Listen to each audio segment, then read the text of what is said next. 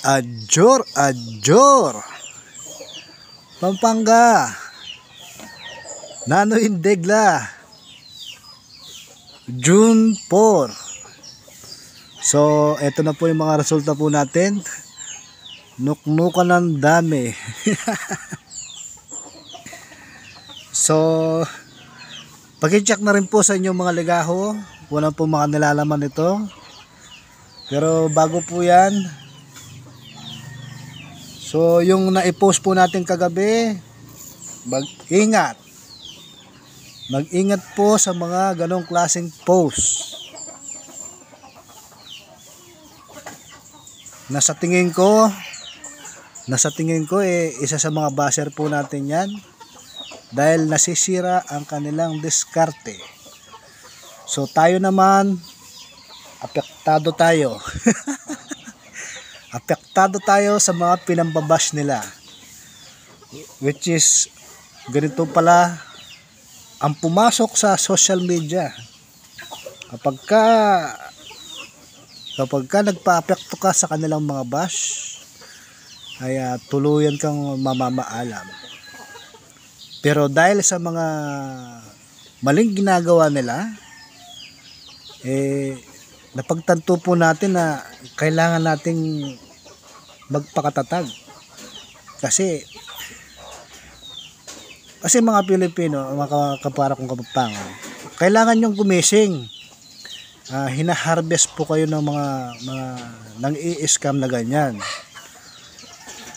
Nag-aalok po siya ng libreng code. Nag-aalok po siya ng code na may bayad. Kasi makikita nyo naman doon sa post niya, ang code nito ay kailangan ng budget. So, di ba? Doon pa lang, nag-uumpisa pa lang, kailangan niya na ng kwarta. So, dahil po sa nangyari, tuluyan po tayong nagising. So, yung mga nambabash na yan, sinisira yung mga diskarte po natin. Bistado na kayo. Alam nyo mga kababayan, yung mga pinagkukuha nyo mga numero na yan, sa akin lang po galing yan. Kaya magising po kayo, huwag po kayo magpapakode ng mga ganyan. O, hindi po totoo yan, yung mga code, birthday na ganyan, tapos sisingilan kayo ng pera. Nako. Asahan nyo. Bela, kanya-kanya naman po paniniwala yan. Pero sa akin lang po, para po makaiwas kayo sa mga scam na ganyan, biruin mo, 4 na numero, ipapaalaga sa'yo. Ipapaalaga 5 araw. Kwentahin na lang natin. 5 numero, ay 4 na numero. Tinayaan mo ng 100 yun. Kada bola, 3 bola yung maghapon, edi naka 1-2 ka. Ngayon, dahil tiwala ka sa kanya, nalalabas yung numero na yun. Pinatataya sa'yo 5 araw, edi gumasos ka ng 6,000. Naku, disgrasya, mga kababayan. Kaya yung mga ganyan na modus, po kayo maniniwala. Nangyari resulta, scam kayo. Tapos sasabihin, galing kayo tumbok salod. Makinig naman po kayo, hindi po ako nangingi ng pera.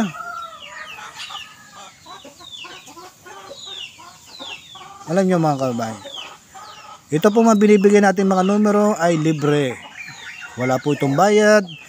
At saka sa mga nagre-request po ng mga code, birthday, panaginip, hindi po totoo yan. Yung mga panaginip na po na yan, halimbawa, nanaginip kayo ng numero, nanaginip kayo 4. Tapos sasabihin nyo, sa loob, nanaginip po ako ng 4. Tapos nakita ko daw po, lumilipad daw po ako. So ibig sabihin po niyan, sa loob ng 4 na araw, ikaw ay maglalakbay. Ganon po yun. O sa alimbawa, nanaginip po ako ng numero 5. Tapos nahulog daw po ako. Expected mo yun sa loob ng 5 araw, madatapa ka. Ganon lang po yun. Mga pinag-aandaan po yan. Ang mga panaginip, galing po yan sa Diyos. Hindi po yun mga numero. Ipinagbabawal nga yan eh. Sumunod kayo sa kasampung utos ng Diyos. Pasensya na po kayo. Hindi po ako nagagalit. Nagpapaliwanag lang.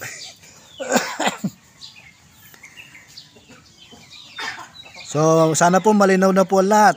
Ang mga panaginip, ang mga code, hindi po totoo yan. Istorya. Sino may gusto na storya? Nakita ko, na-analyze ko po sa YouTube channel po natin na ang mga pinapalabas po natin ay almost 0.3% lumalabas po, pinanonood po nila sa computer. So ibig sabihin, yung mga nagtatrabaho po sa mga work from home, mga magagaling mag-analyze ng mga numero, pinanonood po tayo. Siguro nagtataka sila bakit lumalabas yung mga ina-analyze natin. Wala naman tayong ginagamit na computer. Sa totoo po niyan, ang kapatid ko ay isang business analyst. IT expert po siya. So sa mga magaling po siyang mang-hack. So mga basher, hindi naman po siya magaling mag-hack. Magaling lang po siya sa mga computer, So pag minsan yung mga numero niya, ina-analyze po niya sa computer. Yung problema doon, yung ina-analyze niya, hindi lumalabas. Sa akin, tinitignan ko lang yung numero, lumalabas. Mas magaling pa ako sa computer. Joke. Joke lang po yun, joke. So, ganun po nangyayari. Pinanonood po nila sa mga computer, yung mga palabas po natin. Naghanap din sila ng pruweba. Bakit ganun ang nangyayari? Sila nag-aanalisa gamit ang computer, samantalang tayo ay nasa isang sipat lang ng isang mata, kita na ang numero, alam na lalabas. Ganun po ang pinagkaiba ng computer sa sariling diskarte. Mas magaling ang tao kaysa sa computer. Nasa na ba tayo? So muli po,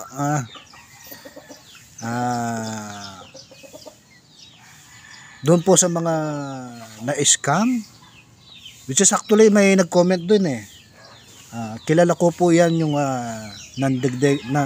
nagbibigay ng code na yan. Nabiktima na din daw po siya. Nagpa-code daw po siya, hanggang ngayon di pa lumalabas. So pakihanap na lang po yun sa Facebook page, nandun po yung comment tsaka yung conversation namin. So doon pa lang, totoo na mga kamamayan, niloloko lang kayo ng taong yun.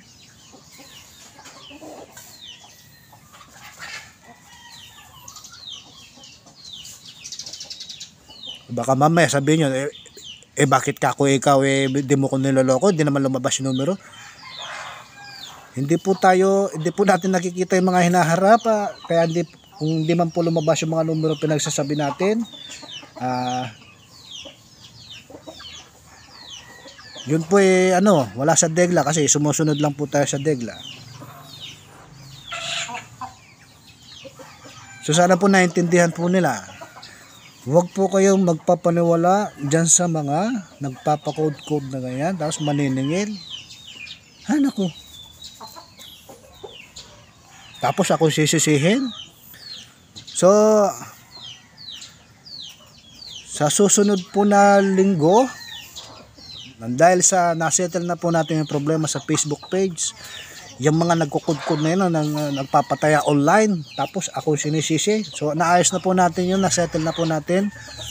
So, magbubukas na po yung Facebook page po natin, starting on Sunday. Para naman po mabigyan po natin yung mga taong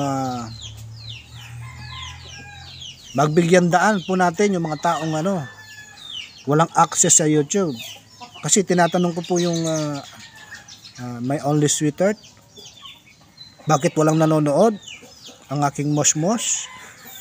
So tinanong ko po siya bakit walang nanonood, kasi nga Ang gamit ay TM. TM lang ang may signal. Free Facebook, walang YouTube. Ay, ganun ba? O, so, dahil po dyan, babalik po tayo sa ere sa linggo sa Facebook page ni Tumbok Salod. Para naman yung mga may access lang ng free Facebook makapanood. Ay, ganun pala yun. So, ayan, nuggets na po natin. Muli po, magbabalik si Tumbok Salod sa Facebook page sa linggo kasi wala.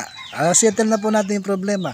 At saka yung mga hinaing po natin sa yung dinadamdam natin ng problema, yung mga nangi-scam na ganyan na apektado tayo. Malakas na po ako.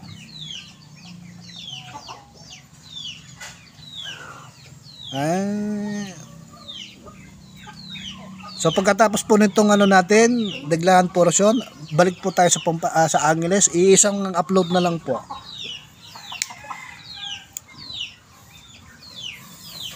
So ngayong June 4, ang dami pong degla.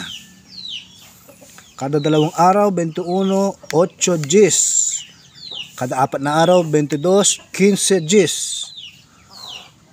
Kada 5 araw, 2, 7, 20. Ang daming degla. So inalisa ko po yan sa aking pag-obserba. 8:29 ang lumabas kagabi. Which is lumabas po yan noong May 1 ng hapon yata yun. Lumabas po siya. Ang nilabas niya ay 29.8. Tama, 29.8. Baliktaran. Banya po yung numero na yan. So, nag-obserba po tayo. At ang mga nakita natin na may possibility na kasama niya.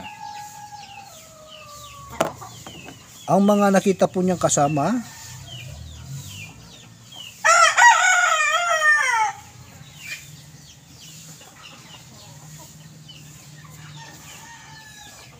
pero pa pala akong di nailista dito.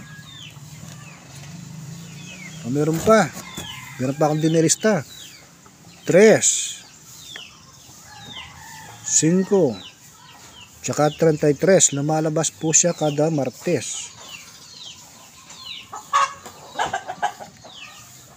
Sa ating pag-aanalisa, ang nakita po natin na posibleng kasama ni 829 ay ito po. So pipili lang po tayo ng 4. Temporary muna 4 kasi madami ito para makasabay naman po sila. So 4 lang po ang ibibigay po natin. Ang kasama po ni 829 ay 10, 21, 13, tsaka 17. Ito pong 13, 17 na to, hindi po siya degla. Isa lang po siyang diskarte. Wala lang, gusto ko lang siya. Hindi po siya degla.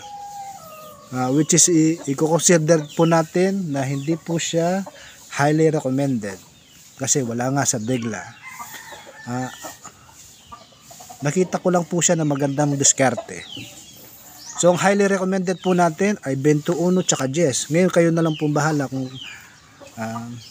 paresan nyo na lang po. So muli po, Pampanga, ito pong mga nasabing numero, ito po yung haka-haka lang at kuro-kuro. Wala pong kasigurado na ito ilalabas. Pagkat ito pong mga nakikita nyo mga numero, ito po ay mga naka-pattern sa inyong mga ligaho. Paki-check na lang po. So lahat po ng mga nabanggit na numero ay may patunay. So hindi po tayo nagula-hula dito. Kasi nga, hindi po tayo lalago kung nanguhula lang tayo. So muli po, Pampanga, June 4, Jor. Tuloy-tuloy po tayo. Susunod na po yung Angeles.